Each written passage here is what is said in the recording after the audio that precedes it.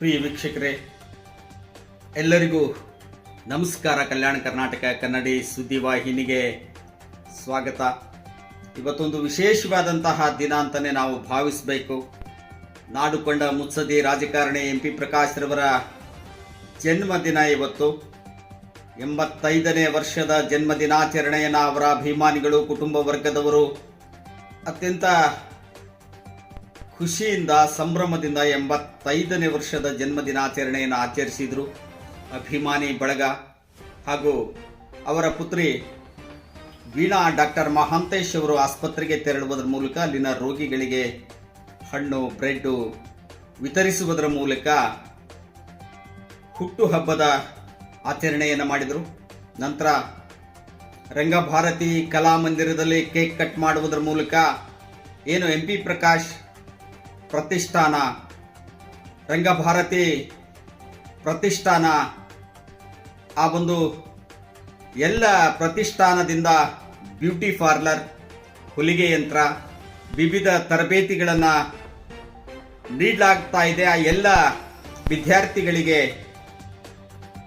ಒಂದು ಪ್ರಮಾಣ ಪತ್ರವನ್ನು ಕೂಡ ನೀಡಿದರು, ಸರ್ಟಿಫಿಕೇಟ್ ನೀಡಿದರು ವಿದ್ಯಾರ್ಥಿಗಳಿಗೆ. MP ಪ್ರಕಾಶರ ಒಂದು ಸ್ಮರಣೆ, MP ಪ್ರಕಾಶರನ್ನ ನೆನೆಯುವುದರ ಮೂಲಕ ಅವರ ಪುತ್ರಿ MP ವೀಣಾ ಡಾಕ್ಟರ್ ಮಹಾಂತೇಶ್ ಅವರು ತಮ್ಮ ಬಾಲ್ಯದ ದಿನಗಳನ್ನು ನೆನಪು ಮಾಡಿಕೊಂಡ್ರು. ಹೂವಿನಡಗಲಿಯಲ್ಲಿ ಓದಿದಂತಹ ಸ್ಕೂಲನ್ನು, ಸ್ನೇಹಿತರನ್ನ, ಬಾಲ್ಯದ ದಿನಗಳನ್ನು ಸ್ಮರಣೆ ಮಾಡಿಕೊಂಡ್ರು.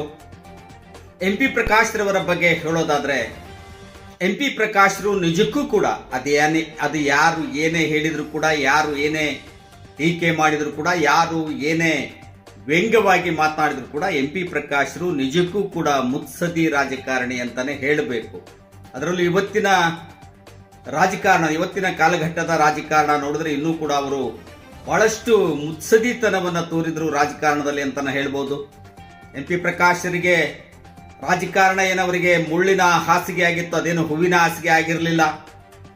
ಬಹಳಷ್ಟು ಅವರಿಗಿದ್ದಂತಹ ಜ್ಞಾನ, ಅವರಿಗಿದ್ದಂತಹ ಒಂದು ಚಾಕಚಕ್ಯತೆ, ಅವರಿಗಿದ್ದಂತಹ ಒಂದು ಜ್ಞಾನ ಭಂಡಾರವನ್ನು ನೋಡಿದ್ರೆ MP ಪ್ರಕಾಶ್ ರವರು ಯಾವತ್ತು ಈ ರಾಜ್ಯದ ಅಧಿಕಾರದ ಚುಕ್ಕಾಣಿಯನ್ನು ಹಿಡಿಯಬೇಕಾಗಿತ್ತು, ರಾಜ್ಯದ ಮುಖ್ಯಮಂತ್ರಿಗಳಾಗಿ ಅಧಿಕಾರವನ್ನು ನಡೆಸಬೇಕಾಗಿತ್ತು. ಆದರೆ ಅಂತಹ ಒಂದು ಬಂಡತನ ಇರಲಿಲ್ಲ ಅಂತಾನೆ ಹೇಳ್ಬೋದು. MP ಪ್ರಕಾಶ್ ರವರಿಗೆ ರಾಜಕಾರಣದಲ್ಲಿ ಬಂಡತನ ಬೇಕು. ರೆಸಾರ್ಟ್ ರಾಜಕಾರಣ ಇತ್ತೀಚೆಗೆ ಆರಂಭಗೊಂಡ್ರು ಕೂಡ ಅವತ್ತಿನ ಕಾಲದಲ್ಲಿ ಗುಂಪುಗಾರಿಕೆ, ಜಾತಿ ರಾಜಕಾರಣ ಎಲ್ಲ ಇದ್ದಂತಹ ಸಂದರ್ಭದಲ್ಲೂ ಕೂಡ ಸ್ವಲ್ಪ ಮಟ್ಟಿನ ಧೈರ್ಯ, ಬಂಡತನ ಏನಾದರೂ ಇದ್ದಿದ್ರೆ MP ಪ್ರಕಾಶ್ ರವರು ಕೂಡ ಈ ರಾಜ್ಯದ ಮುಖ್ಯಮಂತ್ರಿಗಳಾಗಿ ಅಧಿಕಾರವನ್ನು ಮಾಡ್ತಿದ್ರು ಎನ್ನುವಂತಹದ್ದು ಅವರ ಒಡನಾಡಿಗಳ ಬಹಳಷ್ಟು ಜನರ ಅಭಿಪ್ರಾಯವಾಗಿತ್ತು. ಆದರೆ MP ಪ್ರಕಾಶ್ ರವರು ಮುಜುಗುರದ ವ್ಯಕ್ತಿತ್ವವನ್ನು ಹೊಂದಿದಂತವರಾಗಿದ್ರು, ಸೂಕ್ಷ್ಮತೆಯ ವ್ಯಕ್ತಿತ್ವವನ್ನು ಹೊಂದಿದಂತವರಾಗಿದ್ರು, ಆತ್ಮವಿಮರ್ಶೆಯನ್ನ ಮಾಡಿಕೊಳ್ತಾ ಇದ್ರು. ರಾಜಕಾರಣದಲ್ಲಿ ಏನೆಲ್ಲ ನಡೀತಾ ಇದೆ ಅಂದಾಗಲೂ ಕೂಡ ರಾಜಕಾರಣ ಬದ್ಧತೆ ಇರಬೇಕು, ರಾಜಕಾರಣದಲ್ಲಿ ಸಿದ್ಧಾಂತಗಳಿರಬೇಕು ಎನ್ನುವಂತಹದ್ದನ್ನ ಅರಿತು ರಾಜಕಾರಣ ಮಾಡಿದ್ದರಿಂದಲೇ MP ಪ್ರಕಾಶ್ ರವರಿಗೆ ರಾಜ್ಯದ ಮುಖ್ಯಮಂತ್ರಿ ಆಗೋದಕ್ಕಾಗಲಿಲ್ಲ ಎನ್ನುವಂತಹ ಒಂದು ಚರ್ಚೆ ಏನಿದೆ, ಅದು ವಿಮರ್ಶೆ ಏನಿದೆ, ಅದು ಬಹುವರ್ಷಗಳಿಂದ ನಡೀತಾನೆ ಬಂದಿದೆ. MP ಪ್ರಕಾಶ್ ರವರು ಇತ್ತೀಚೆಗೆ ಏನೋ ಕೆಲವು ಬೇಸರಗೊಂಡಿದ್ರು.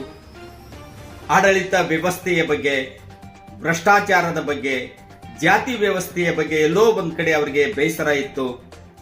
ನಾನೊಬ್ಬ ನಾಡಿಗೆ ಉತ್ತಮವಾದಂತಹ ವಕೀಲನೂ ಆಗಲಿಲ್ಲ, ಉತ್ತಮವಾದಂತಹ ರಾಜಕಾರಣಿಯೂ ಆಗಲಿಲ್ಲ ಎನ್ನುವಂತಹ ಬಹಿರಂಗ ಭಾಷಣಗಳಲ್ಲೂ ಕೂಡ ತಮ್ಮ ಅಭಿಪ್ರಾಯವನ್ನು ವ್ಯಕ್ತಪಡಿಸ್ತಾ ಇದ್ರು. ನಾನು 100% ಸಾಚ ಅಂತ ಹೇಳಲಾರೆ. ಬೆಣ್ಣೆ ತೂಗುವಾಗ ಕೈಗತ್ತಿದ್ದನ್ನ ನಾನು ಕೂಡ ನೆಕ್ಕೊಂಡಿದ್ದೀನಿ, ನಾನು ಕೂಡ ಈ ಒಂದು ವ್ಯವಸ್ಥೆಯಲ್ಲಿ ಭಾಗಿಯಾಗಿದ್ದೀನಿ ಎನ್ನುವಂತಹ ಮಾತನ್ನು ಹೇಳ್ತಾ ಇದ್ರು. ಅಂದುಕೊಂಡಂತೆ ಬದುಕೋದಕ್ಕಾಗಲಿಲ್ಲ ಎನ್ನುವಂತಹ ಕೊರಗಿತ್ತು MP ಪ್ರಕಾಶರಿಗೆ. ಅಂದುಕೊಂಡಂತೆ ನಾನು ಅಭಿವೃದ್ಧಿಯನ್ನು ಮಾಡೋದಕ್ಕಾಗಲಿಲ್ಲ ಎನ್ನುವಂತಹ ಕೊರಗಿತ್ತು MP ಪ್ರಕಾಶ್ ರವರಿಗೆ. ನಾವಂದುಕೊಂಡಂತೆ ಸಮಾಜ ಇಲ್ಲ ಎನ್ನುವಂತಹ ಕೊರಗಿತ್ತು MP ಪ್ರಕಾಶ್ ರವರಿಗೆ. ಎಲ್ಲವನ್ನು ಮೀರಿ ಕೂಡ ತಮ್ಮ ಜ್ಞಾನ ಭಂಡಾರದಿಂದ, ಬುದ್ಧಿ ಶಕ್ತಿಯಿಂದ ರಾಜ್ಯದ ಅತ್ಯುತ್ತಮ ರಾಜಕಾರಣಿ ಎನ್ನುವಂತಹ ಹೆಸರನ್ನು ಪಡೆದುಕೊಂಡಂಥವರು ಹೂವಿನಡಗಲಿ ಕ್ಷೇತ್ರದ ಒಬ್ಬ ಜನಪ್ರತಿನಿಧಿಯಾಗಿ ರಾಜ್ಯ ರಾಜಕಾರಣ, ರಾಷ್ಟ್ರ ರಾಜಕಾರಣದಲ್ಲಿ ತಮ್ಮನ್ನ ಬಹು ಎತ್ತರಕ್ಕೆ ಗುರುತಿಸಿಕೊಂಡಂತಹ ಒಬ್ಬ ವ್ಯಕ್ತಿ ಅಂತ ಹೇಳುವುದಾದ್ರೆ ಅದು MP ಪ್ರಕಾಶ್ ಅಂತ ಹೇಳಬೇಕು. MP ಪ್ರಕಾಶ್ ರವರು ನಿರಂತರವಾಗಿ ಹೂವಿನಡಗಲಿ ಕ್ಷೇತ್ರದಲ್ಲಿ ಜಯ ಸಾಧಿಸ್ತಾ ಬಂದಿದ್ರೆ ಇನ್ನಷ್ಟು ಹೂವಿನಡಗಲಿ ಕ್ಷೇತ್ರ ಅಭಿವೃದ್ಧಿ ಆಗ್ತಾ ಇತ್ತು. ಅವರು ಒಮ್ಮೆ ಸೋಲ್ತಾ ಇದ್ರು, ಇನ್ನೊಮ್ಮೆ ಗೆಲ್ತಾ ಇದ್ರು. ಗೆದ್ದಾಗೆಲ್ಲ ಮಂತ್ರಿಗಳಾಗ್ತಾ ಇದ್ರು. ಏನು ಒಂದು ಗ್ರಾಮೀಣಾಭಿವೃದ್ಧಿ ಖಾತೆ ಇತ್ತು, ಅದು ಕಾಂಗ್ರೆಸ್ ಅಧಿಕಾರಕ್ಕೆ ಬರಲಿ, ಏನು ಜನತಾ ಪರಿವಾರವೇ ಅಧಿಕಾರಕ್ಕೆ ಬರಲಿ, ಅದು ಬಳ್ಳಾರಿಗೆ ಬಳುವಳಿಯಾಗಿ ಬಂದಿತ್ತು. ಕಾಂಗ್ರೆಸ್ ಗೆದ್ರೆ MOI ಗೋರ್ಪಡೆಯವರು, MP ಪ್ರಕಾಶ್ ರವರು ಗೆದ್ರೆ MP ಪ್ರಕಾಶ್ ಅವರು JDS ಏನಾದರೂ ಜನತಾ ಪರಿವಾರ ಅಧಿಕಾರಕ್ಕೆ ಬಂದ್ರೆ MP ಪ್ರಕಾಶ್ ಅವರು ಎನ್ನುವಂತಹ ಒಂದು ವಾಡಿಕೆಯ ಮಾತುಗಳು ಕೂಡ ಇತ್ತು.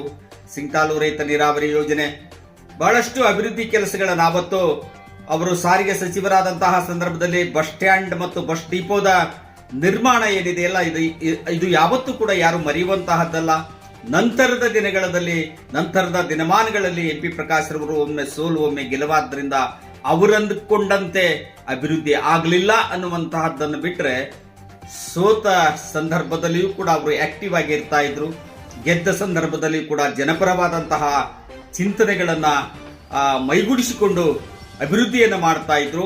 ತಮಗೆ ಕೊಟ್ಟಂತಹ ಖಾತೆ ಏನು ಸಚಿವ ಸಂಪುಟದಲ್ಲಿ ಅವರು 16 ಖಾತೆಗಳನ್ನ ನಿಭಾಯಿಸಿದ ಕರ್ನಾಟಕ ರಾಜ್ಯ ಏಕೈಕ ರಾಜಕಾರಣಿ ಅಂತ ಹೆಸರು ಪಡೆದಂತಹ MP ಪ್ರಕಾಶ್ ರವರು ಎಲ್ಲ ಖಾತೆಗಳಿಗೂ ಕೂಡ ನ್ಯಾಯವನ್ನು ಒದಗಿಸುವಂತಹ ಕೆಲಸವನ್ನು ಕೂಡ ಮಾಡಿದ್ರು. ಅತಿಯಾದ ಜಾತಿ ಅವರಿಗೆ ಅಂಟಿರಲಿಲ್ಲ. ಅವರೊಬ್ಬ ಜಂಗಮರು ಅಂತ ಹೇಳಿದಾಗಲೂ ಕೂಡ ಯಾವ ಮಠಾಧೀಶರ ಬಳಿಗೆ ಹೋಗ್ತಿರ್ಲಿಲ್ಲ. ಮಠಾಧೀಶರ ಬೆಂಬಲ ನನಗಿದೆ ಅಂತ ಹೇಳ್ಕೊಳ್ತಾ ಇರಲಿಲ್ಲ. ಹೈಕಮಾಂಡ್ ಅನ್ನ ಬ್ಲಾಕ್ ಮೇಲ್ ಮಾಡುವಂತಹ ತಂತ್ರಗಳು MP ಪ್ರಕಾಶ್ ರವರಿಗೆ ಗೊತ್ತಿರಲಿಲ್ಲ. ಆ ಕಾರಣಕ್ಕಾಗಿ ಅವರು ಈ ರಾಜ್ಯದ ಮುಖ್ಯಮಂತ್ರಿ ಆಗೋದಕ್ಕಾಗಲಿಲ್ಲ. ಆದ್ರೂ ಕೂಡ ಅವರ ವ್ಯಕ್ತಿತ್ವ ಬಂಗಾರ, ವ್ಯಕ್ತಿತ್ವ ಗುಣ ಎಂದಿಗೂ ಕೂಡ ಅಜರಾಮರ. ಎಲ್ಲರಿಗೂ ಕೂಡ ನಮಸ್ಕಾರಗಳು. MP ಪ್ರಕಾಶ್ ರವರಿಗೆ 85ನೇ ವರ್ಷದ ಜನ್ಮ ದಿನಾಚರಣೆಯ ಶುಭಾಶಯಗಳು.